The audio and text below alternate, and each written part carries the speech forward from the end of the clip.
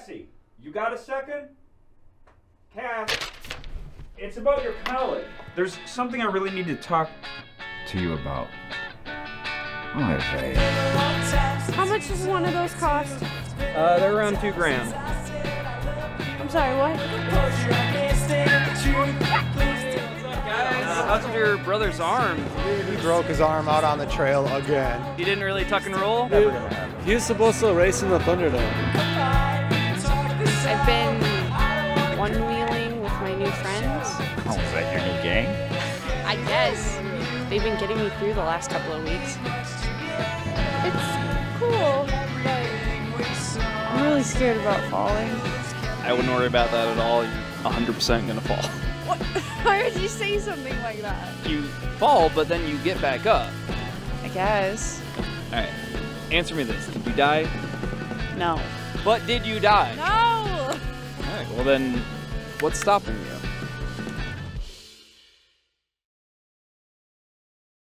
Just to make sure I don't see myself. Same here. Same here. I have 2 cats and I'm allergic to both of them. Every time Christian comes out here, because I got a big dog and everything, he's like, what's happening out here? I can't breathe out here. Away from the smog of the city, I can't breathe. Dude, I was outside next to the big fluffy dog, and I just saw the hair blowing through the wind, and I was like, it's That thing over is for massive. me. It's over for me. Dude. Oh man. All right, we are so excited to have you guys on because we've got story. Welcome. Story is everything. Facts tell, stories sell. That's what they taught me in sales. Yeah. And that's what we're going to talk about today. Because we have Story is Everything on. Now, that's the name of the company, right? Story is Everything, and that's the one who produced the film. And so some of you are night shift, right? What's the breakdown there? Okay, you're night shift. Okay. And then you guys are Story is Everything. Yeah, let's get the introduction. Let's go right into it because we've got some special guests on with us today who have produced, by far, to my knowledge, the first actual one-wheel film with an actor and a plot and a story. I haven't seen any others other places. We had episode 3. We had Cameron, right? Cameron Ridge, and the Float Effect. So we had those guys on talking about it, showing us some kick-ass drone shots that they were doing with the FPV and all that, but a little more on the documentary side of things. So we've got you guys on today, and I want to get a introduction. Let's see here. We can do Rochambeau. We can go left to right. Let's. Who wants to start? Let's do left to right. All right, perfect. I can start. I'm Lacey Tatro, and I play Cassie in the film. Okay. Awesome. Yeah, I'm Carlo, John Carlo Rosillo, 2 first names. I'm the director and co-writer of the film. Okay. And I'm Zachary C. Brady. Yeah, it's a thing. I'll explain later. Okay. And I'm also co-writer, co-director, producer of the film. Awesome. Excellent. All right. So let's. I want to give people like a real quick brief that no one's ever seen this, right? Any idea? I want the 30-second elevator pitch. And I'll let any of you guys go. What is the pushback sport? Ooh. What is pushback?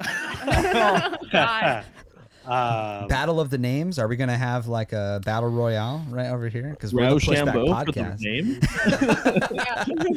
So I think the way it started was me and Carla wanted to make a pushback film, or I'm sorry, a one-wheel film. Okay. About one-wheeling. We wanted to make a narrative of some kind. We wanted to make an actual short film narrative surrounding the one-wheel in the same way like Lords of Dogtown did for the skateboard. Yeah.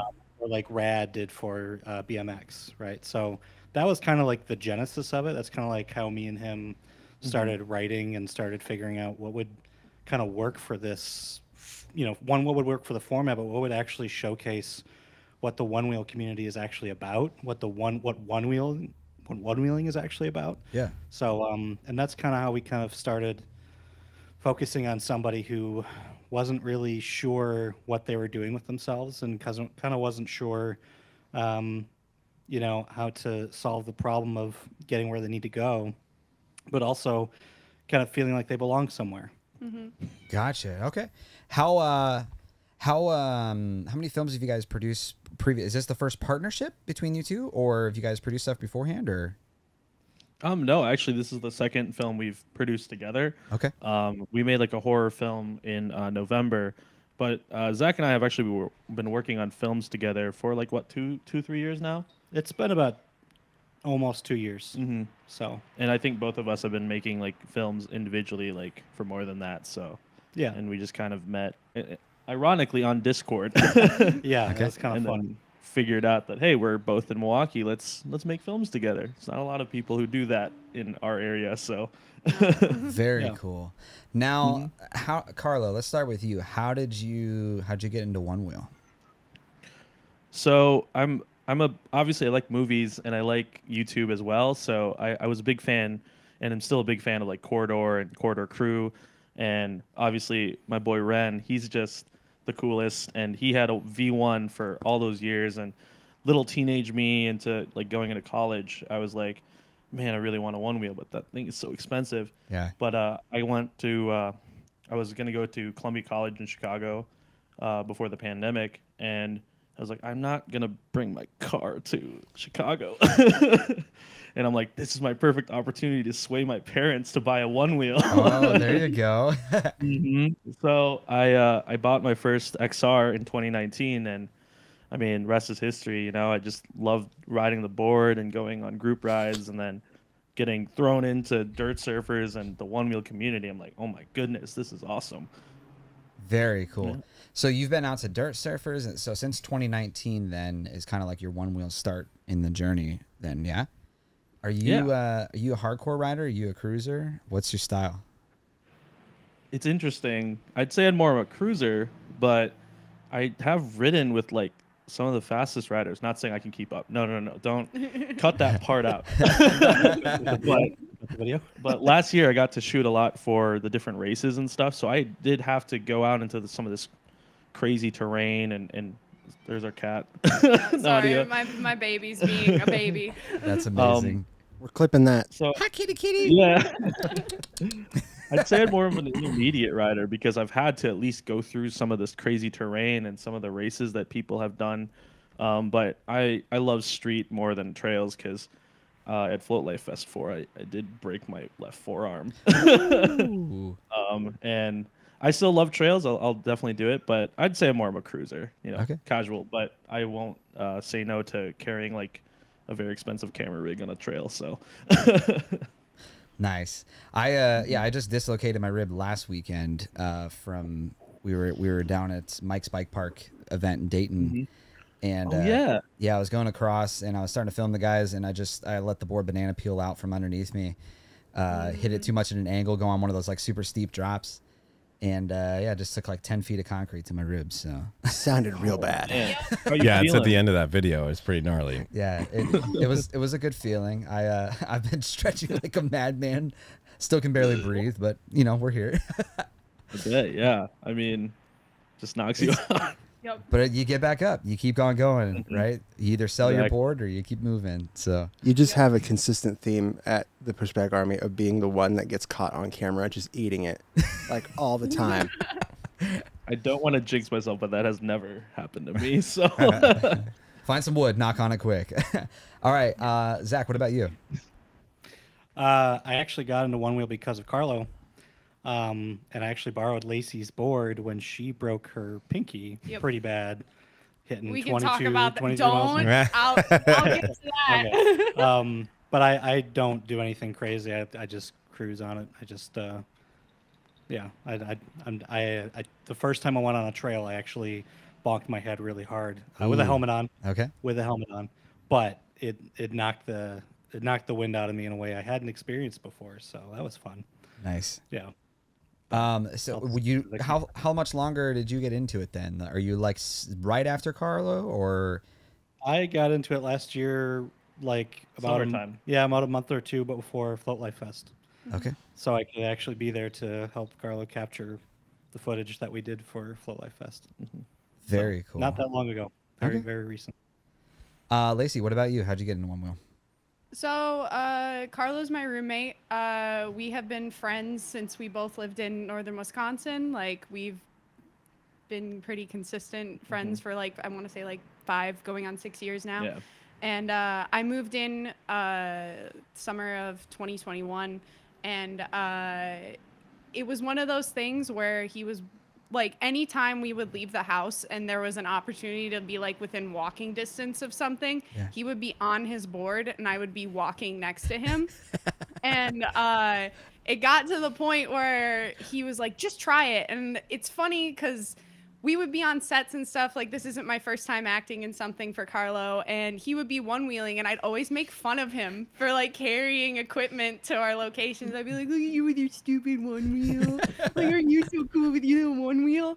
And then my 24th birthday this last year, the day of my birthday, Carlo was like, you're trying one-wheeling, and he was borrowing a friend of ours' pint. And I got on his board. I fell really hard and got some nasty tire burn on the back of my calf. But then I was like, I have to figure this out. I was like, I don't know what it is about this thing, but I need to like figure it out. I get really stubborn if I get into something, and I'm like, I need to own this thing. I need to like show it who's boss. And then 6 weeks into riding, I bought my own board like probably like 4 or 5 days afterwards. What are you doing? This is the board. Oh yeah, this is the board. The blue and white one over here. Awesome. That's my board. I ride it to work every day because like every day that I can, because we're pretty close to my job. And I was on my way home from work. I had just that weekend I forgot which race it was. It was Race for the Rail. I saw everybody racing in Race for the Rail, and I was like, I want to do that. That sounds cool. That means I have to start getting faster. And so I'm on my way home from work. I hit 21.6 miles an hour. Jeez. And I nosedived.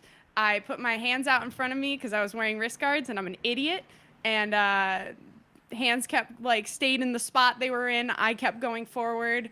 I broke my pinky. I had so much like road rash and shit. I ripped my jeans, and I called Carlo and I was like, you need to pick me up right now. I think I broke something. Did he show up on the one wheel when you called him? He literally was like, hey, how about I ride to you and then we can ride home, as I'm like sitting here. My hands are covered, like I'm covered in blood at this point. And I was like, I don't think that's a good idea. I think you need to drive the car. Do not. But yeah, and then finger healed, went to Float Life Fest, and I'm still on the board. I'm still crushing trails and stuff. I love that thing. That's awesome. So did kind of this narrative that's happening, like with the film, right? We got a chance to watch the screener, and thank you for that, by the way. Yes, thank you. Phenomenal. Yeah, sorry how terrible quality it is. Bravo. It was absolutely I loved it, especially the soundtrack, every way they come across. Had me hooked. I loved watching everything you guys did, and it's so cool to see this finally in the community. So like my first question too, like hearing this actual story, is this where the elements from the movie came from? Is it almost from like your and Carlo's story? Well, like for me, it was I always thought that I wouldn't be the kind of person to one wheel. Like when I was younger, I wanted to skateboard and stuff, but like living up north in northern Wisconsin, like you can only get so much up there. And so I had like a $15 board from like Walmart or something that was like a piece of shit, and I never really got to like learn, and it was just, I always wanted to be like a skater dude. Like that was like, I was like, that's the peak. Right. But I never really got the opportunity, and by the time that I got older, I was like, I'm 24. There was that part of me that's like, I'm getting older. I don't have the capacity to learn like new things. And then Carlo really just pushed me to go for it. And also, I had a huge fear of falling. Like that was like a really big thing for me. Was I did not want to look like an idiot like that. For sure. I didn't want to be out in public and have somebody see me fall. Like it scared the hell out of me. And then I fell so hard, and so many people saw me fall. If there's any community that it's okay to fall in front of, it's definitely the one wheel community. Yeah, let me ask this. So this film releases this month, is that right? Yeah. Yeah. Well, Okay. when we air this So episode. we're recording this before the release, but it will air after the release. So are we allowed to talk about a little bit of it? Because there's that. Yeah, absolutely. Absolutely. Okay, Let's I want to get talk into about the deep moment deep. where actually you confront you mention your fear of falling. So that's an authentic scene. Then that's the real you from your early days. So, what do you think? It's cool, but I'm really scared about falling. I wouldn't worry about that at all. You're 100% gonna fall. What? Why would you say something like that? I mean, it's part of board sports, right? You fall, but then you get back up. I guess. Yeah. All right. Answer me this: did you die? No. But did you die? No! Yeah, that scene really came from like a lot of like conversations Carlo and I had when I first started, and like I would text him every day I got to work safe. I'd be like, I did it, didn't fall, or like I'd text him and be like, "Ooh, I had to bail today on the way in." Like there was a moment or two where like just the board came out from under me, but yeah, that scene is really authentic, and also like Matt, our wonderful Onewheel boy, Tire Sire. Tire Sire. That was just about like a really authentic moment. He's a super cool dude. He had his. I want to make sure I got this right. Didn't he just have his shop window broken like a month or two ago? Yes. All right. Yeah, Yes, we he sent him did. out a bunch of stickers and stuff because he was like, "Oh yeah, my shop window got windowed." So all right, so that connects a dot there. So Matt, is he? Yes. So he's fairly close. Isn't he? He's in. Is he? Chicago. Yeah, I was gonna say Chicago is where his shop was. Okay. Yep. So you guys ride a little bit with him too. Yes. Yeah, Okay. we kind of connected with him at Float Life Fest, and he was just at the Bob Stoke Shop booth, and Tent he was thing, yeah. he was really cool. And we were like, when we were trying to get the Ryan character, like we were kind of trying to find more one-wheelers to be in it rather than actors. Yeah. And I just kind of gave out like I used to ride in Chicago, like I said earlier, when I moved there for school, and I'm like, hey, Chicago is like a big city, and I feel like there would be at least one actor who rides a one-wheel, and I put out a thing that's like, hey, who would be a good actor to be in a movie? And everybody said Matt, like overwhelmingly. And I'm like, okay, let me message him. And he's like, are you interested in doing this? Like, I've never done this before, but I'm absolutely in. And that's the type of person Matt is. He's really cool. That's amazing. So did you film at his stomping ground, or did he come to yours? He came to us. Yeah. Awesome. That's cool. Whose dad was that in the film? Is that somebody's real dad? That's an actor that I've worked with in the past on a few things. Morning. Sorry, I was thinking. I saw you staring off into space. What's going on? Do you ever feel like you're like running out of time? No, I don't know what you mean. Like, you want to go back to school, but you also don't, because you don't know if you even like the people that you're around or if they even like you. Well, I And mean, just, you're young. You'll figure it out. yeah, I know, but I'm 24. Okay. This is the first time I've ever directed him, or that we've ever directed him. So that was always fun. It's always fun working with new people. But he had no idea what a one-wheel was. I had to explain to him it's literally like a board with. I love that last scene with him. Maybe I won't. I don't know. I feel weird talking about it since it's not out yet, but that last scene with him is so good.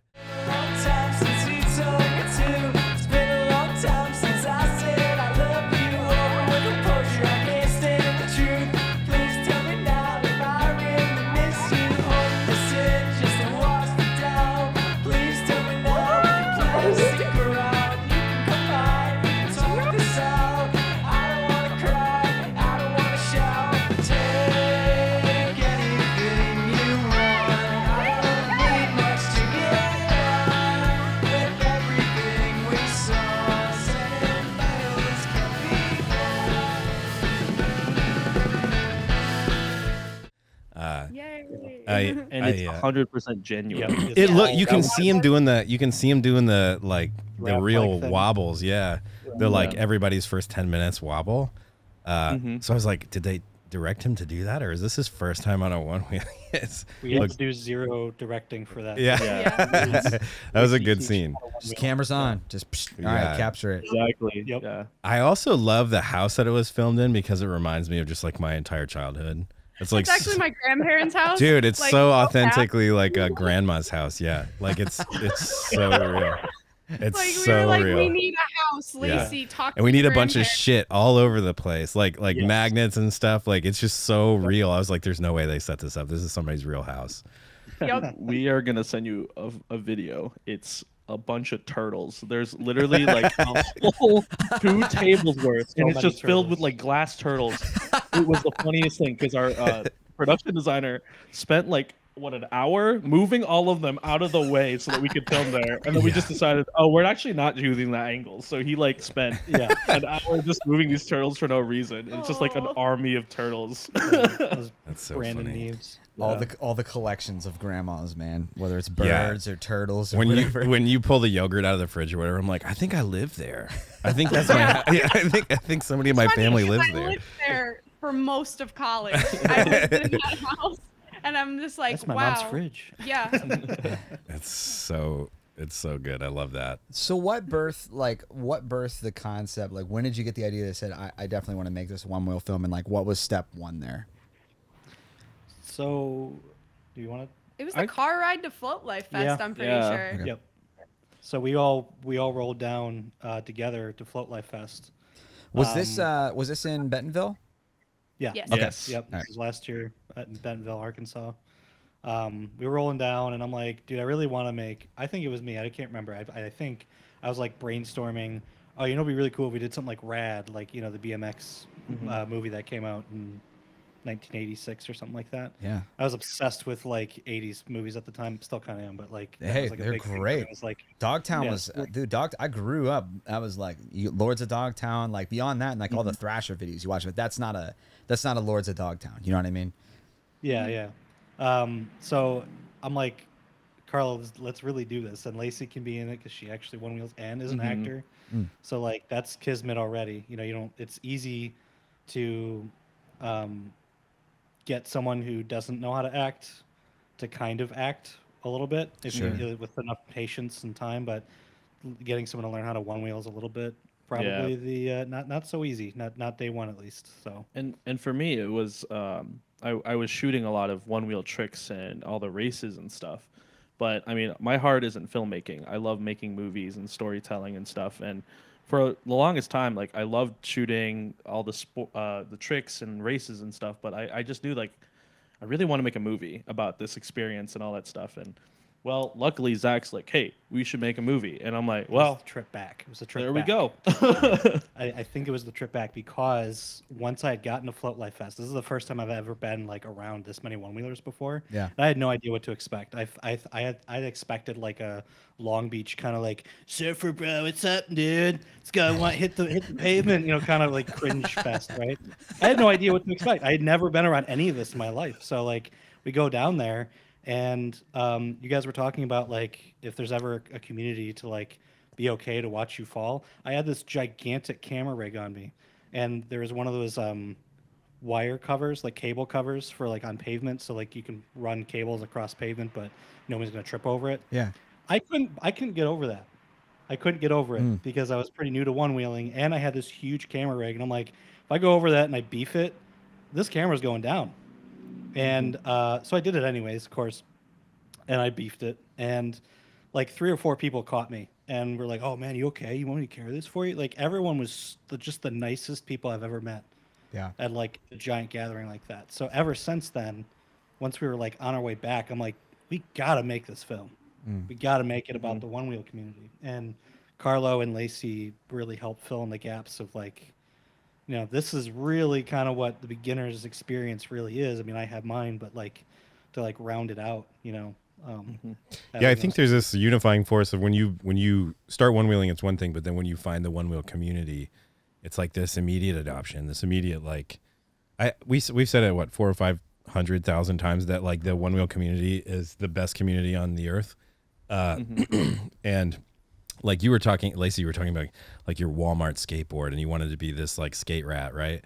And I also had a Walmart skateboard that had like grip tape that was like, it was like sand like drizzled on some glue, and like so it like rubs off like week 1. You leave it out in the rain one time and it's like a you know, like when you have like Life cereal and you're like, oh, this is pretty good, and it comes out of the box, and then you like 45 pour some milk in it, it's seconds like, and you're like, oh, this is a different thing than I thought I was having. I still love it, but it's yeah.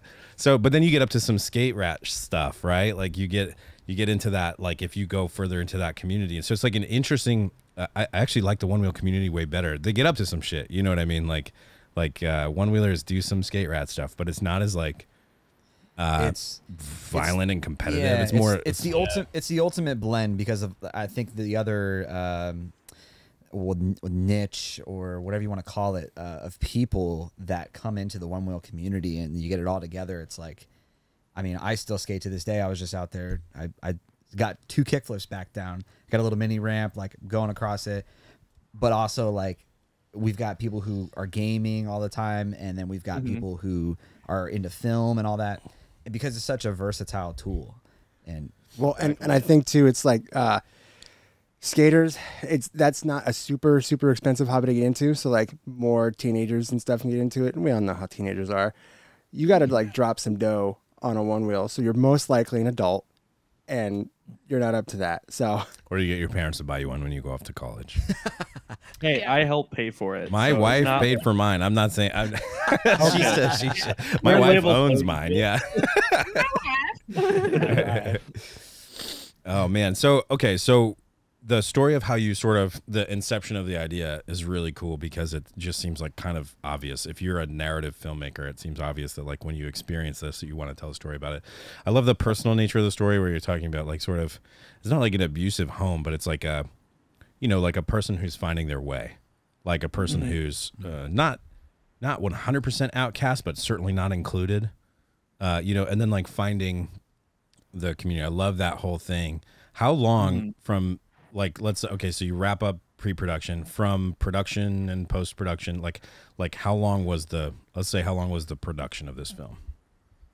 So we did pre-pro in November, right? And started shooting in November. Yeah, we were like on a challenge for some reason. Well, it was the cold. Yeah, that was a big part of it. Winter was in fact coming. Yeah. And we were like, okay, can we do this in a month? Can we write pre-pro and then go into shooting in a month? And me and Carla were like, I don't know, can we? Like we were both like back and forth, like I think we can. Yeah. And then we just did it. So so this happened in 60 days. November. This was produced in 60. Okay. To give a little context to that, that's fucking quick. That's really fast. At what point was it like middle of production or post production when you decided to name it after our podcast, which we're honored about? Like, at what point did that happen? We named it in pre-production. Yeah. All right. I don't know when you guys. Yeah. Well, I'm pretty sure we invented the term pushback. So I don't think. Yeah. Well, I don't know. You know, it might line up a little bit because let's see here. So when we came up with the name, because Taylor helped me come up with the name, I was drunk at an airport. Well, not drunk. I was definitely tipsy on my way to film a wedding, and that wedding was in October. Where were you when Papa Motion came up with pushback, though? What's that? Where were you when Papa Motion came up with the actual word pushback? The actual pushback, right? Yeah. Dude, so we were all on the same wavelength. You were probably thinking like we should do a film on pushback. I'm like, we should do a podcast on pushback. On people making a film called Pushback. I think it just works out because both of us get that name together. Yeah, we get shitloads of pushback. Yeah, shitloads of pushback for the pushback because Lacey people are watching the pushback. I'm gonna play an Inception sound here. A what? An Inception sound. Oh. We're all film people. We all know it. Yeah. Dude. Cool. Excellent. Yeah. So 60 days. I want to go back to that. That's insanity. And you got a music video in there, right? So I watched definitely want to talk about that. Music video. So it was like November 1st-ish, and we started shooting like end of November, finished shooting middle of November, right? Oh, was it? We yeah, you're right. Yeah. We were definitely shooting in We December. were shooting in December, but we split the production a few weeks because of the location issue. But we started shooting pretty quickly, and then from there, post-production, which really started principally, I'll say, in like January 1st-ish. And I want to talk about so we had a lot of roles that were given out to like me and Zach, and I think without like both of us teaming up, this film would not be as good as it was with the time span we made, because I think that we both leaned on each other for kind of our strengths, and it came out for the better of it. You know, I really brought my like knowledge of like the one wheel community and stuff, and Zach brought his like narrative and storytelling and structure part to it, and it kind of just worked out where, you know, we really didn't have a lot of time to prepare for this. But no, we were getting paid like for me as like an actor, this was insane because it was like for most of the things I've worked on, I've had a script for months or like something to go off of for a while, and I have time to like memorize, really like feel out the character. Yeah. There were a couple of times where we were getting paid just day of, like the hour of. we were like, hey, here's the new go go go go. That's crazy. Insane. Why now? Why? I'll ask another question here. Why the push? Like, why to get it out so quickly? Why not to let it go a little further? Part of it was more of like, because we had done our horror film in summer, Inoculation. We released it in October, and we were like, this is really good, and we did that pretty quick. You know, we did the pre-production and production for that pretty quick, and we were thinking, okay, well, why can't we do another one as quick? And I think we just were really trying to. I think it was a challenge to both myself and Carlo to like try to figure out how good are we at producing, how good are we at writing and nailing down all the details, and just kind of challenging ourselves that way, along with doing something we really were passionate about doing. So I think that's mostly the push. It's not like anything superficial, or there's not like a festival we're targeting. Gotcha. I mean, we're definitely gonna be putting it out to out to festivals, absolutely. but like there's nothing specific, I guess, is to answer your question. And so and for me, I guess I don't know if you want my, but I think for me it was also that I was shooting so much races and tricks and stuff that I think like it was kind of like the end of the year, and I'm like, well, kind of the one wheel racing season is over. I feel like this is like a great way to end it, you know, doing something, combining my two passions of like one wheeling and capturing it, and then bringing like my narrative background together. And it was just like, let's just do it, man. Like that's kind of how we are with our kind of production companies, I guess. Like we don't earn money. We make these all with no budget. Yeah. For sure. Yeah, and it sounds just, like you were like, Lacey, you have a day job, right? Like you have a regular job. Yeah, So you're working through that scheduling, or how's that? Yeah. Yeah, I have like a legit full-time 9 to 5 job that I work in retail, and like it's crazy because like I'm really lucky because shout out to my managers. My scheduling manager is also an artist. She does like jewelry and stuff. And so when I was like, hey, I need these days off, like I am shooting a short film, and like, hello car, we are shooting a short film and I'm like really excited about it. I need these days off. And they've been like really good at like making sure that I have the days off I need to pursue like my art and stuff, working through a lot of really tired days. Like there was one week we were shooting where I worked like 5 days in a week and like would come to shoot after like working a whole day, and then we'd be out till midnight. I'd go to bed. I'd wake up to go to work at 9, and then like do it all over again. Putting the hustle in, putting the grind in. What about the other two? Do you guys have other jobs, or are you full-time filmmakers? What's your? I mean, it sounds like you travel a lot and you film a lot, but what's your daily life like? Do you want to go? I could start. Yeah. I mean, I freelance full time. I do like weddings and commercials and anything like dance films, I guess, too. Like just anything I can get my hands on. So I could say I'm a full time like freelance filmmaker. Zach? At the time when we started filming, I was pretty knee deep in freelancing. I think when we wrapped, I was also shooting. I was doing a gig for Court TV. I was finishing up on that. Oh, nice. And then after that, all of the freelance work just dried up. So now I have a full-time job to hold myself over. So that's kind of where I'm at now. But during the time when we were shooting Inoculation and starting to shoot this, I was like bobbing back and forth between freelance and like delivering pizza. So. Gotcha. Well, I mean, you got some things in here too. You can put a portfolio up and get some freelance work. 'Cause, I mean, the work's incredible. You guys have done a great job.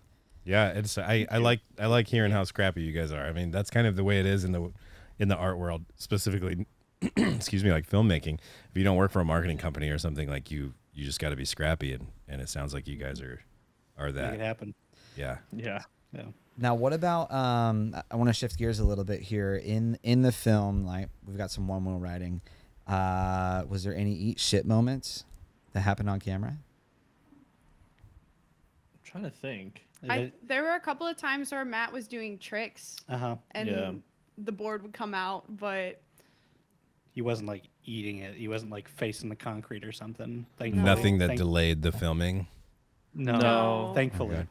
I will say there was luckily no one got hurt, but yeah. I was still recovering from my broken left forearm Sure when I was shooting the stuff with Lacey. So my physical therapist was not very happy when he heard what I was doing. And there are some parts of the film that I had to shoot myself because our cinematographer wasn't available. So even then, like, I mean, that was probably very stupid. So yeah. But no, we were pretty safe, luckily. Yeah. Yeah. Thankfully, we always try to be, but this especially was a little bit different because one wheels. So Right. Now I think I saw 'cause you posted in our Discord too that you got Future Motion One Wheel. They followed you, right? They did. Did you have any outreach? Did they know what was going on before or after this, or have you had any contact with them at all? No. Well, I've worked for Future Motion actually. Like I worked for their ORL stuff for their social media and capturing.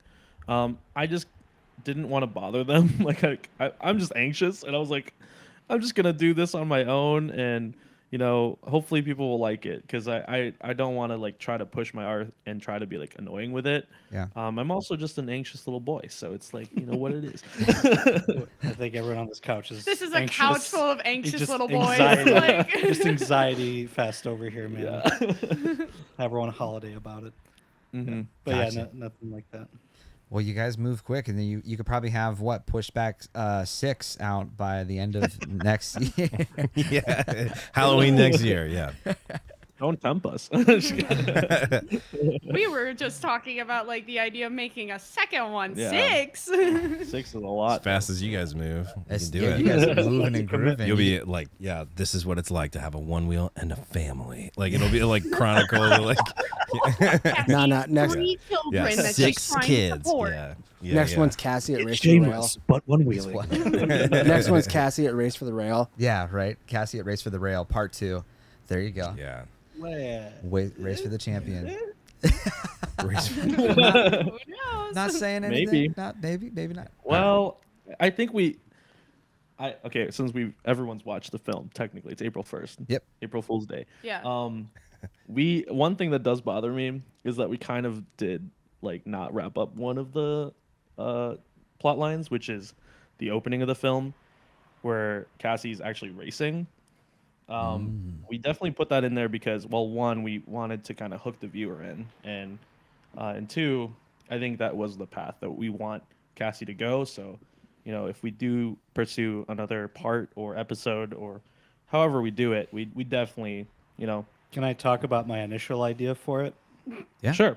Okay, so initially what we were going to try to do, and again, we don't have any plans for number 2 yet, so this isn't spoiling anything, but what I initially had envisioned was Cassie actually, like, at the end, like a big thing, or like will they, won't they moment was like, will Cassie go to like Shredfest or Race for the Rail or something, like some big event and try to race for her first time. And we were gonna, like, I would have liked, if we had more time, for us to have actually gone to an event like I think at the time Shredfest was going on or about to go on. Or Camp Seek and Shred. Yeah, sorry, Camp Seek and Shred, not Seek and Shred itself.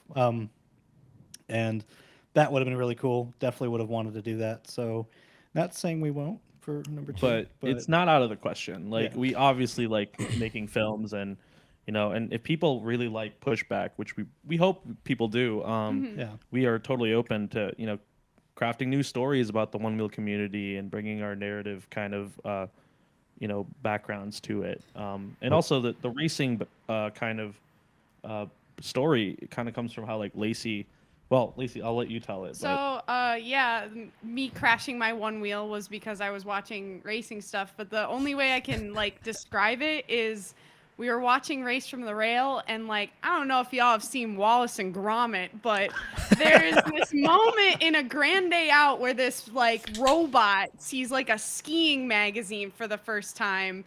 And like he has this like thought bubble in his head of him seeing himself like skiing, and like the Wallace and Gromit theme plays.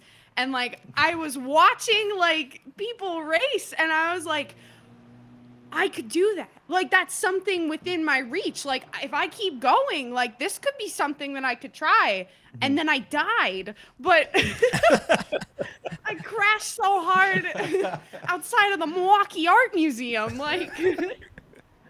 But yeah, it was one of those things that like I'm still like, as we said, I am a very anxious boy, and I still have to like, I have this like thing where I like, if I think about things too much, I psych myself out, and then I'll like fall off of my board. So I feel like once I get my head like on straight fully, I would really like to try racing. It's definitely a zone. I would probably need to be a few drinks in, or some other Dude, type that of feeling, supplement. like that feeling when you trip yourself out because you're like usually it happens to me if I'm riding Switch and I go a little too fast. Yep. I'm like, holy shit, I'm gonna die. Like this is like, what am I doing? How did I get here? I don't know how to turn backwards. Like you start like psyching yourself out, and then You got to commit or eat shit. yeah, and then you eat shit. Yep. Zone out. Just don't think about it. Don't think, drink. What? Wear your helmet. Wear your helmet, Yeah. please. What was your favorite scene to film in the movie? Obviously, we're post here now, so like we can talk about this. What was your favorite scene? Should we just go left to right again? Yeah, or- let's do that. Sure.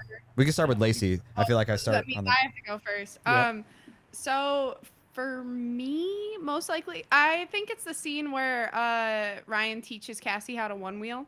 I think that really put Matt into his element of like he knows how to like teach somebody to one wheel, and I think it's like it's a really sweet scene, and it was also fun for me to try and pretend I didn't know how to one wheel.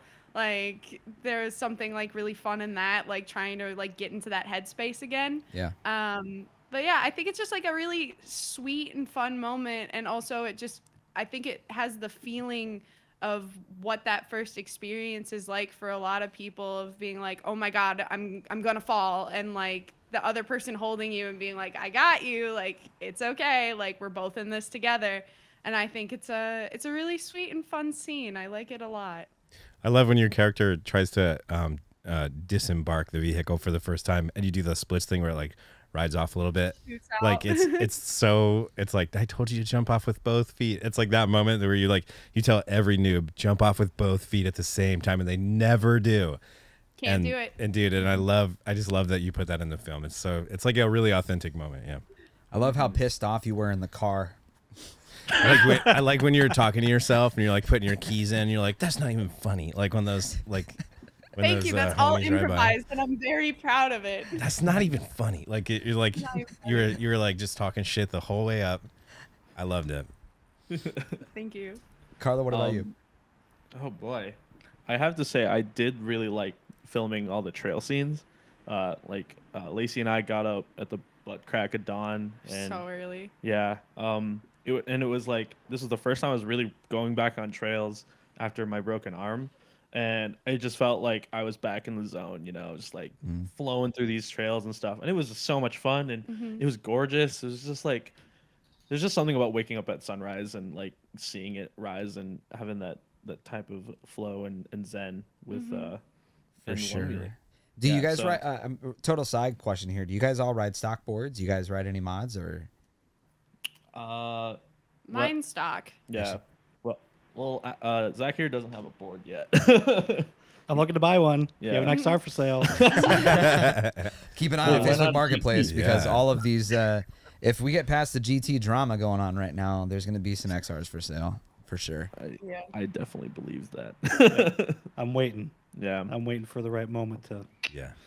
My get you board a is pretty steezy. decked out though, so Yeah. like Do you custom tread, bearings. treaded or slick?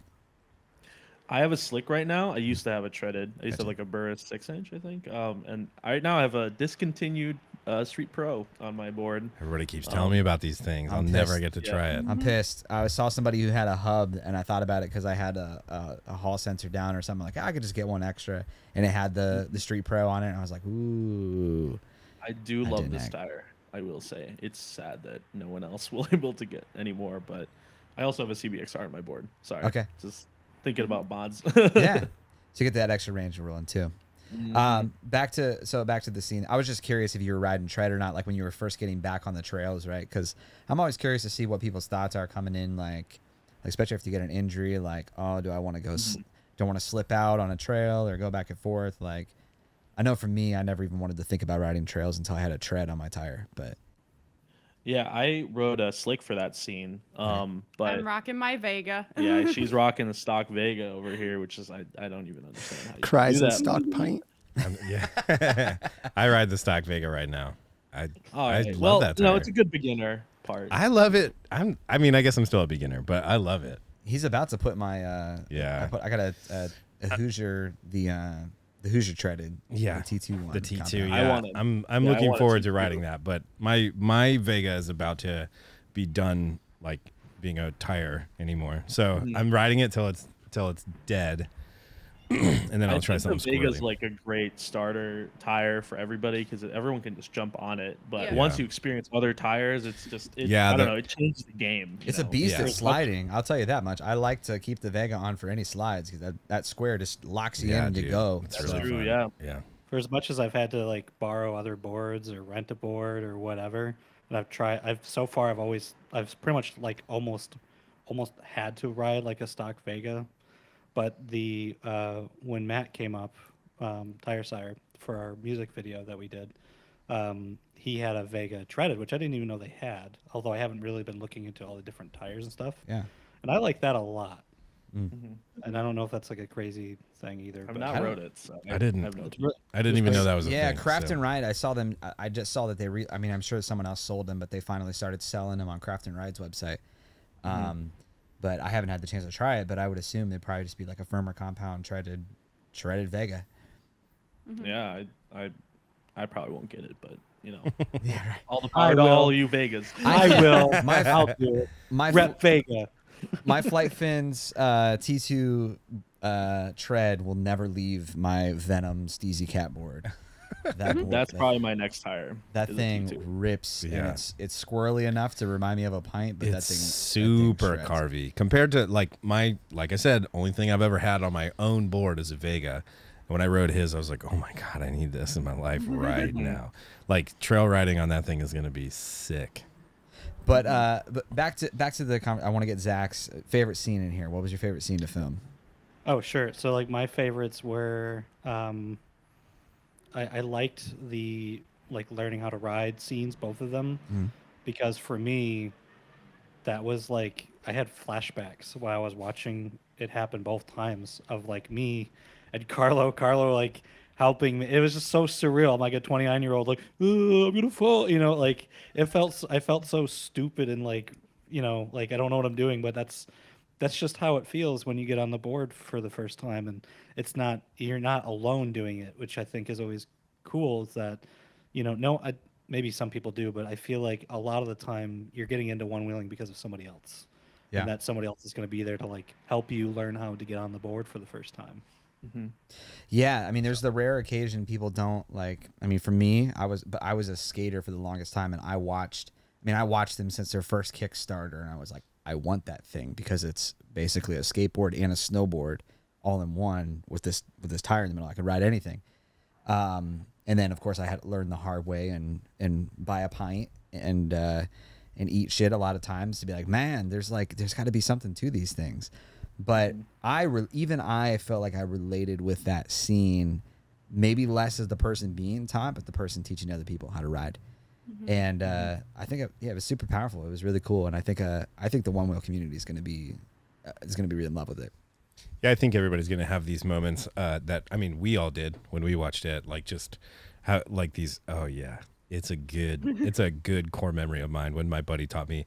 Like I was always I've told this story on another podcast, but I'll just like hit it quick. This dude that I one of my best friends around here, he was like, dude, come try my one wheel. I bought a one wheel. Come try a one wheel. And I was like, no, I already regular skateboard. Like, I don't even have time for that. I'm not gonna do this stupid thing. Like whatever. And then I saw it at his house, and I was like, yeah, I'm good. And then he invited me over, and he's like, dude, you have to try this thing. And so I stepped on it, and then like rode it for a while, and then I bought one that night. So it's like with your wife's money? Yeah, with my wife's money. Yeah. My wife bought me one that night. It's just like that moment is so. It's like the easiest rite of passage, the easiest like entry point into the community is those weird little wobbles for about 10 minutes. And then you're like, oh, I'm a member now. Like, I get this. Not only do I understand why this is dope, but I also understand like why this community is so like stoked. And so, like it's such a cool little like threshold to walk through or float through, whatever. But like, it's super, super rad. So I really love those scenes in that film because I felt like this is an authentic story of somebody trying a one wheel for the first time. Yeah. I love it. Appreciate that. I think. Oh, sorry. Go ahead. No, go ahead. I think for me, I got mine in 2019, and the one wheel community was still kind of small, or it didn't explode. I think that the pandemic kind of skyrocketed the one wheel community because of stimulus checks. But I really related to teaching other people of the board, and I wanted to have both of those things because I know Zach wanted to write in a lot of the beginner stuff, but I also was like, we need a character to kind of guide them because that's how I learned. Like, I might have learned almost up to 300 miles alone, but once I met other people, it was like, oh, I want to teach you, or they taught me new things. Like going on the Chicago group rides, I've learned so much about how to ride. Like I got to ride with, Sly Dog and stuff. He wasn't on his one wheel because he had a broken leg, but like, I talked to them about how to ride, and some of the stuff they taught me, I still use today, like my stances and stuff. And I think it's an important part, like, nurturing new people into the community, I think is like, it's like a drug, like yeah, you gotta give back. I mean, it's so therapeutic. I mean, for people to get on and you finally teach them, it's like you can unlock the stoke in your life. Just hang out with me for a little bit. Yeah, I think it would be I think it would be difficult to ride a one wheel with any amount of frequency and be I almost said cunt. Can I say cunt on this? And be a prick.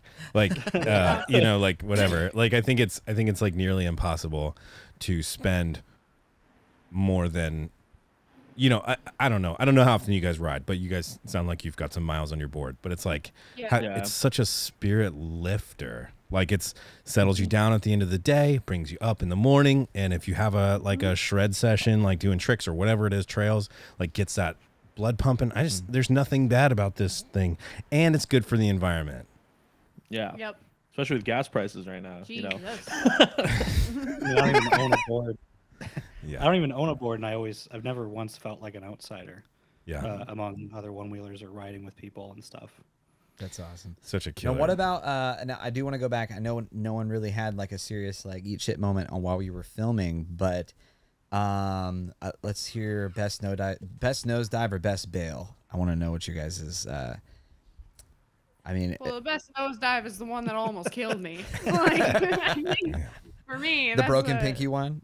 The broken pinky, that was pretty gnarly. Like I had marks like just where like any holes where my wrist guards were. Like I have so many scars and stuff up my arm now. Like it's gnarly, but like it taught me a lot about myself because it was like I crashed, I got hurt. I had to be at home for 2 months straight because like for a little bit my finger got like stuck in physical therapy and I couldn't bend it like more than like to like this position or something like that. And so like my persistence, my work with my physical therapist, like there was just so many things that I had to like really like put my nose to the grindstone and be like, I'm going to heal and I'm going to get better. And like having so much time to myself all of a sudden again, I was just like, I gotta work on some stuff now while I'm here. When you got back on your board, like, were you fully aware of like being at that extent that you like fully well could nosedive, or like, were you kind of expecting it to potentially happen, or did you kind of feel in our episode 1, we call it the betrayal of the board. It was you, Steezy.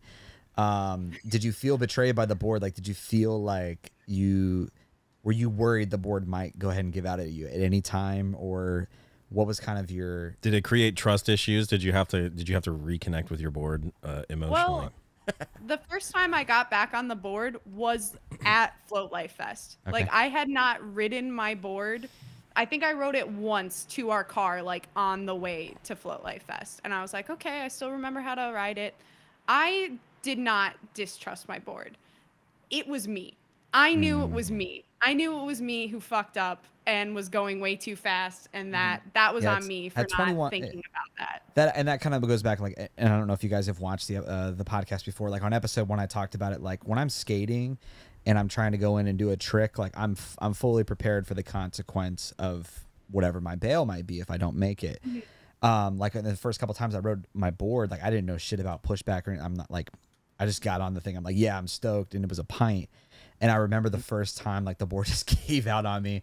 It's probably going 17, 18 miles an hour, or whatever my top was, dips out and just sends me across. I'm like, what the fuck? Like, what did this thing just do? I had no idea about it. But yours seems like it's more in you fully well knew the consequence of what could come. I was like, I goofed. That was on me. And then at Float Life Fest, I was absolutely terrified because I was like, I haven't ridden my board in almost 2 months, and I'm going to be around a bunch of one-wheelers, especially, like, I knew that racers that I thought were cool were going to be there, and I was like, oh, God, I'm going to fall in front of Rachel Diesel Cecil. Like, let's go. Like, can't wait for that. But, yeah, it was kind of like how we portrayed in the film. There's like a thing where I say, like, you guys encouraged me to fail, and that was like a big thing for me because I still was wearing my splint sometimes while we were there, and people would like talk to me about it, and like a bunch of people gave me like tips for falling and like make sure you tuck and roll, like all this stuff. And like the fact that I was like, oh, I really goofed up, and they were like, it's okay, here's this for next time. I was like, thanks guys, I don't know any of you, but now you all have given me great advice on how to be better on my board and better in the event that I do beef it again. Right. Crazy supportive community. Love it. Oh, absolutely. Yeah. Carlo, what about you, man? Ooh, well, I think I have to talk about what I happened at Float Life Fest for. Is that a scar? I can't see it with this compression. This yeah, is a gnarly scar. It's both sides. I have 2 plates in here. Jesus. Yeah. So I can't wait to see the HD footage of this one. There's more machine. There is no HD footage of this because, okay, let me tell the story because people who've been to Bentonville, they'll know Leopard's Loop. Have you guys been to Bentonville or anything? Not yet. I mean, we're fairly new to this space as far as events goes. Our first event that we'll be going into will be Oak City Shred Fest, which second event. We went to Mike's Bike Park. Well, yeah, Mike's Bike Park. That's like less than 50 people indoor. Mike's Bike Park was incredible. As far as outdoor like trails events, we have Travis who has built like this incredible loop and will probably be like fest worthy eventually. Nice. But I didn't even know like this shit existed in the one wheel community. Like I was just a filmer and a skater that was like, I need a board. And then all of a sudden I started seeing, I don't even know who I saw first on it, but I got immersed in the community pretty quick. So not yet, well, but this year, I'm excited. In for a year? Explain. Yeah. Well, I mean, I just think that the racing season is starting. You know, I think there's a break. And I think like once Dirt Surfers and Oak City Shred, and we're gonna get like Shriek and Shred Fest and stuff. Like, try to make it out to at least 1 or 2 of these things because such different vibes, but always fun. Like these events are, they're indescribable to me. Like they're just super fun. Like multiple core memories are made there. So. Especially fucking up your arm. So let's not get sidetracked. Tell me about this. Yeah. Yes. So going back to Bentonville, Leopard's Loop. Leopard's Loop is this like kind of flowy concrete mountain biking trail that has bioluminescence underneath the concrete. So at night, when you ride with no lights, you can see the path like just a little bit, you know, like It's like little fairy dots or whatever. Like you can literally Google it and do Leopard's Loop at night or whatever in What's Bentonville. Google? Well, you can look it up on Bing if you wanted to. Oh, Bing. Bing. Like, oh yeah, Safari. I got you. I know what you're. I know what you're saying. Explorer. Oh, you mean it's something I could ask Jeeves? Oh yeah. Yeah. That's a throwback. Okay, we could do that. I know how to ask Jeeves stuff. Hey. All right, so you're riding with your lights off, looking at the fairy dots. So I was. It was after all the races ended, and I was like, I'm done filming. Thunderdome's over. I'm like, I'm gonna send it. I haven't been riding to my full extent. So we go to Leopard's Loop at night, and you know, one of my favorite one-wheelers was there. Ren from Corridor, which like I said, was like, hey, he's my like idol in the one-wheel scene, and he's like, you know, sending it down this, and I'm like, well, you know, a bunch of the pro riders were there too. I was like, you know what, I'm gonna hang with the pros today. I'm gonna go in. I'm all padded up. Mind you, I'm at the top of the hill. Yeah. We had gone down it once. I couldn't get over most of the hills. I was like, all right, I did it. We're done. Like, I rode it with lights on, and like I sat at the top, and I was like, if you guys want to go ahead and kill yourselves, go right ahead. It's a crazy trail, and you know, it's an expert trail at night. Well, I would say so because I fell, but other people won't, which it's hard, man. Like, it's a hard trail. But yeah, with that pressure, I was like, all right, I'm gonna go with the boys and stuff. So we're going down. We make it once, you know. I'm like, oh heck yeah, you know. I went slow, like 11 miles per hour to 12, with no lights on.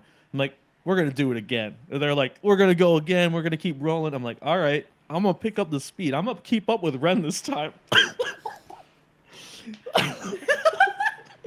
Oh boy, that's where my downfall went. So I'm going like, I think 13 to 14, 15. Around that range, like, you know, upper end of the board, like lower end pushback.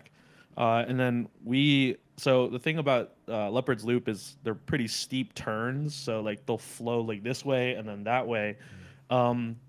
Because it's how the bioluminescent stuff works, like you don't really read it until it's right there, like right under you. When there was a flowy left turn and then a flowy right turn. I tried to go left on a right turn, and I fell backwards, and I put my arm out straight behind me. And then And his bones went. Yep, my bones literally went like. I wish I had the X-rays, but They were disgusting. yeah, Did they stay inside your body at least? they Yes. did. Okay, They well did. that's good. Less Yeah. chance for infection that way. Yeah. I was wearing wrist guards, bioluminescence in so- the arm. Yeah. Yeah. There's a little bit of We float can life vest rebuild in me him. right Yeah. now. But luckily I was wearing wrist guards, so my wrist was fine and my elbows were fine because I was wearing elbow pads. But I knew I fell and I immediately says, shit, I need to go to the hospital. And How they're long like, did "No, it no, take you to stop crying? I didn't cry right away. Yeah. I was mostly in panic mode. I'm Yeah. like, something's broken. I've never broken anything in my life. And then like the people I was riding was like, no, you're fine. It's like, are you sure it's good? It's like, are you sure we want to take off the elbow pad and all this stuff? It's like, no. It's broken. I have felt something in my body move in the way it has never moved ever before. And then, yeah, I got to the ER, took them a sweet time to get me some morphine. And then because we were in Arkansas, I didn't get surgery until like 2 weeks after, like a week and a half after. We got back to Milwaukee and like They had to redo everything. Yeah, They're it like, was- they got to re-X-ray and all that stuff, and then schedule the surgery. So I was in Yeah. pain for a long time. Dude, that feeling you're describing is so nasty. Like it wasn't on a one wheel, but I broke my arm really bad. I snapped both, like whatever the two bones are called, like all the way through. Yeah, the ulnar and the radius. and Same. Yeah. They were both snapped all the way through, and when I held my arm up, it was it was terrible. And my bones also stayed in my skin, thank God. And also didn't cry right away because totally in shock, like what the fuck just happened to my body. And then they went to we went to the hospital, and they like just put a big ass bag of ice on it. And they're like, well, the doctor's out golfing, so we're just gonna chill. See what he says when he gets back. So I was there for like 4 hours. Like, I'm dying. Like, this is the worst. Can you die from this? Yeah. So that feeling, I know that feeling well. I can relate to that. It's disgusting. It's the worst. Yeah. Your body's just like drenched in sweat. Yeah. And your, like body temperature is just.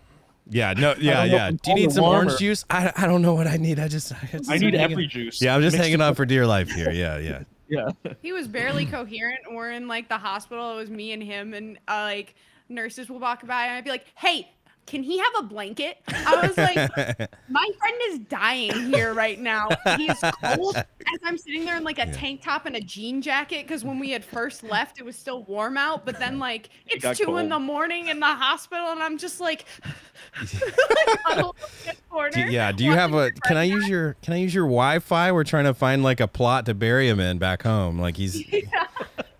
It's over for him. Well, we're by the him. Ozarks, so yeah. The amount of jokes I made about leaving him there. Yeah. Needless to say, never keep the arms straight anymore. Yeah, right? dude. You know, I learned that lesson. You live and you learn. So you what? Don't put your wrists out. You don't. Yeah. Do you? Yeah. You tuck your fingers in. You just What? So, how terrifying is it to ride now? After you had surgery, you got the plates put in your arm, and it probably took you. How long did it take to heal? First off. So it was like probably like a month and a half. So that was end of September when I broke my arm, and then I got surgery a little bit afterwards. So like a month and a half after the surgery, we started shooting. Yeah. So I literally was like, I think my arm is back to 70%. And even my doctors were saying like, hey, you've healed super fast. So, and I felt it, and shout out to modern day surgery, because they said, yeah, if this was back in the 1980s, this would have taken like 3 years to heal, but now it just takes like 3 months. And I'm like, oh heck yeah. So the future's a great place to live. Yeah. Now we got Onewheels too. Yeah. We have the technology. So I'd say that was my first test, was when we were back filming Pushback. I was getting back on my board to move equipment, because oh my god, the amount of equipment we have to move around is so much. So Onewheel comes in clutch for that. And then my real test was, am I going to do this, was the trail scene with Lacey. It's funny because in the film she's like, this is my first time riding trails. Like for me, I'm like, this is the first time I'm riding trails after breaking my arm. So it's like I was very much 1-to-1 with the character there. Yeah. But I don't know. I fell twice before falling then really hard, where I was out of commission with my board. And you were asking if you have a distrust of your board. And I'd say for the first time where I really screwed up my knee and I couldn't ride for like a month and a half, I did have that distrust. And it literally took me probably like half a year to get back to where I felt comfortable on it. But after filming Pushback, well, one, it was that we have to get the shot because sunrise is rising and we won't be able to get it again.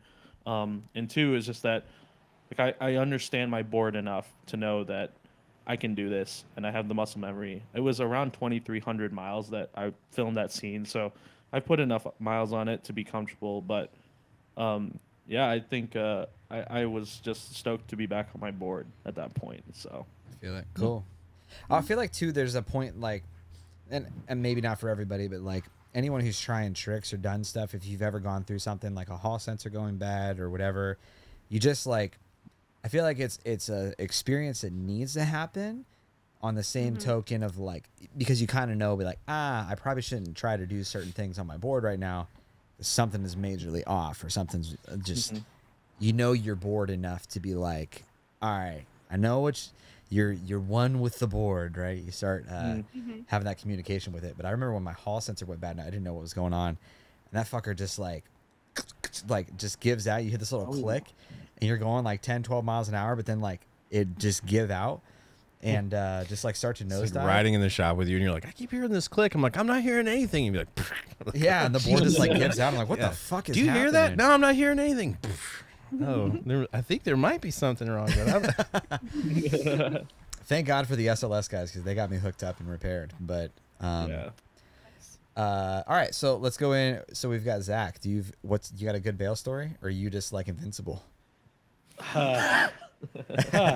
No. So funny funny thing. First time I ever go on a group ride, and I'm like, I'm still really new. I'm really green to the board. I think I'm like a month in, maybe 10 miles on the board, and we're doing a group ride, and I'm trying to keep up with the boys, and I'm not, because I'm still scared. I've never done it. Like, this is my first board sport technically, so Okay. I'm still kind of not really comfortable at that point. But we're gonna go ride a trail, and Carlo was really honestly probably one of the best people to teach me how to ride, because like, are you sure you don't have to, like, you can just kind of, we can go back, you don't have to go on the trail or anything. And I'm like, no, I'm gonna do it.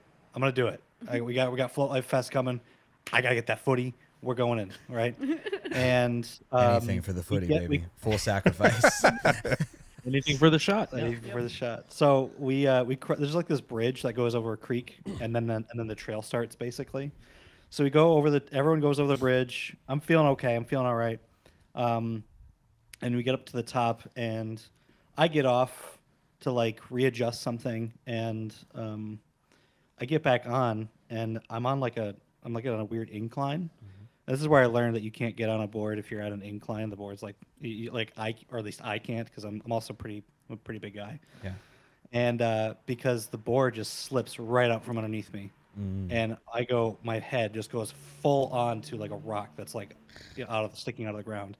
Again, I have a helmet on, so I'm okay. But like, I've never felt like I've hit my head before plenty of times. I've never felt like that much like force. Like, it just, my full body weight just going, right back onto a rock. Yeah, it whacks you. I mean, there's nothing like, even with helmets or no helmets, the blunt force to the head, man, it's just it's like nothing else. Yeah. So I got to sit for like I think I sat there for like a good 15 minutes. Our friend Alex, who we do a lot of filming with, he was there too, and He was the sound guy Yep. for this film.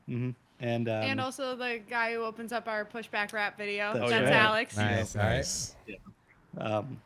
he called everybody back, and I'm just sitting there. I'm just like, what the fuck happened to me? I'm like out of it. And I'm like, I know I fell, but like, am I okay? I don't know if I'm okay. I'm not panicked though. I'm like, it's like the alternate form of shock. Yeah.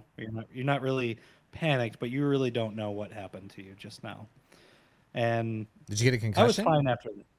I didn't have a Okay. concussion. I was fine, but I still felt like I got rocked. Yeah. The wind got knocked that- out of you. That You feeling. literally got rocked. Like Yeah. I was going to make the pun when you said put my nose to the grindstone. I'm like, did you mean you put your nose to the concrete? But I didn't. So, but I'll definitely say, and for anyone listening, like, I grew up in counterculture skate where helmets are for dorks and you don't wear them, but a one wheel is not a skateboard. I'll put it that much. And No. I had my first serious experience last year. I can't even remember because it rocked my head so fucking hard. We were out snowboarding, and I'm like, oh yeah, we'll go do some jumps. And I grew up doing board sports, jumps, all that kind of stuff. I'm like, yeah, let's just go down and get helmets just in case.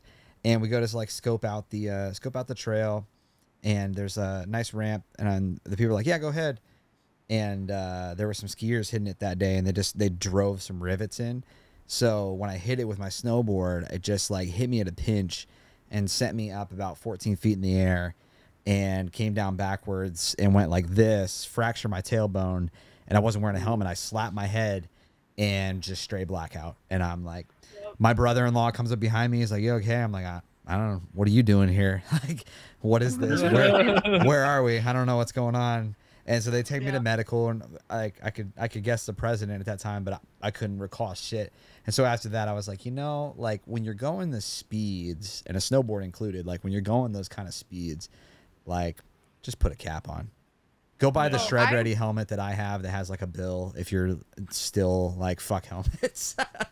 But there are solid marks on my helmet from where I hit the pavement when I crashed, and like I'm not saying I would have actually died, but I think my eyebrow would have been messed up, and I would not have the face I have today if I had fallen without a helmet. You can do some serious damage, but at least when you got rocked, you had a helmet on, and that was good. Do we have we have any of the clips that we're able to load in here? I wanna show. We'll probably do this at the very beginning of the podcast. I want to play the trailer, so we'll play the trailer and include that into the episode, probably like at the beginning, go into the episode. But I want to see. We've got one clip that could load at least, so I want to see if we can watch it. I'll send smaller files next time. It's all good.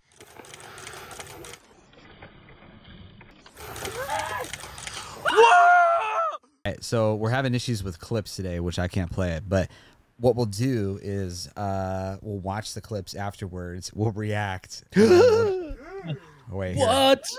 What a killer clip. Let's do the humorous reaction. All right, ready? 3, 2, 1. Oh my gosh. So funny. What a funny situation. All right, and then the serious, the cool, one-wheeling. the cool one, right? Ooh. Oh, he almost died. He almost died. Oh my God. Perfect. Now I've got everything I need to splice in stuff. And then the shot clip. Was that Dwayne The Rock Johnson? He's just right off frame there. He can't. Yeah, Dwayne, he's our bouncer here. Okay. Wow. Make sure nobody Got the big interrupts. bucks here. Yeah. Official sponsor of not this show. Yeah. Zoa drinks, right? Zoa Energy. Yeah, he brings them by hand. He just like flies his helicopter in. He's like, We have a Christian, 6-foot door. You're my best so friend. He can't come in And usually. because you're my best friend, I'm gonna give you Zoa, and you can plug it for free. But this is what the cost of friendship with Dwayne The Rock Johnson is, that we drink occasionally. We drink Zoa. That's our drink sponsor for it. Where can people? So the film's out now. Where can people find? Where can people go and watch this film? They can find it on the Story is Everything YouTube channel, along with our other films and Onewheel content that we'll be posting. We'll be posting some stuff that will have come out by now. Yeah, So, awesome. And you guys can be found on Instagram, right? Story is Everything. We'll link everything in the bio. Lacey, I think I've got your Instagram in the bio and everything. I'm Lacey_Tater. Okay. And then Zach, yours is remind me again. You can find me at ZacharyC.Brady. Okay. Amazing. Well, guys, I'm crazy pumped to have you guys come on the show. The film is great. I think it's going to do a ton for the community and keep on bringing the stoke. And we've got eventually we'll put up our rap battle up against it. I've got we've got a track coming out. We got a track coming out called "Feel the Stoke." It's gonna be. I'm not gonna reveal too many details because we got to start filming for it. But I don't like snow and cold weather unless I'm snowboarding. So I was like, I don't want to film anything right now. We luckily had like a 20-degree day, so we're like, this is warm enough to film. That's awesome. It's been such a pleasure to have you guys on here. We've enjoyed talking to you. It's been great to meet you guys. We love everything you're doing. We're going to rep your stuff. Tell your friends to watch the podcast so they can see your faces. Absolutely. Thanks, guys. Thanks for coming to hang out on the Pushback. Thanks for bringing a couch into it. You guys are the official first additional couch. Yeah. The extension of the living room or the former dining room. Maybe eventually we'll just get like a shared coffee table. Like we'll make sure. I'm saying we should we should pass a drink off screen and then have somebody snag it on their side. Thank you for your Channel 12 water bottle. I picked that out just for you. I knew that you had a thing for that. Yeah. Thank you. I read it in your bio. It's on us, man. You can just keep it. Keep it. Keep it.